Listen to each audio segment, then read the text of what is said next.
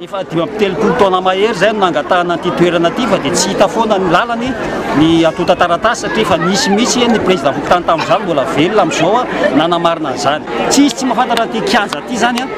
eran-Antananarivo hatrany Tanjombato ara tonga eto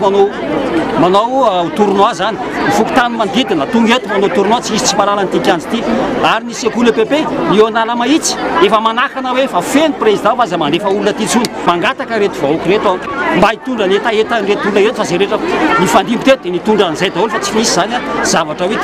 tena zavatra hafa ao ambadika fa dia tena hoe niezaka nandamina foana hatramin'izay sitrapony reto fokon'olo reto tonga dia nitrotra kanefa noho mba hoe fitiavana an'izany filaminana zany sy hoe azo mahatoky ny solombavambahoaka mahatoky ny rehetra hatreto dia solombavambahoaka ihany tonga eto loatra amin'izao na eno na maly mivantana zany ny zavatra nitranga tamin'ity androany ity ka dia isaorana azy manokana izany fa dia olona mandray andraikitra sahala zao zany tena mba ilainay tsy resaka ara-politika ity mety tsy mitovy ny fomba fijerinay sy andreo matoa solombavambahoaka fa araka ny nambarany teo fa tsy mifidy izy fa rehefa tonga tsoam-bahoaka dia tonga izy ary eto ambonimbony tany fahadimy misy azy ka dia isaorana azy manokana za zavatra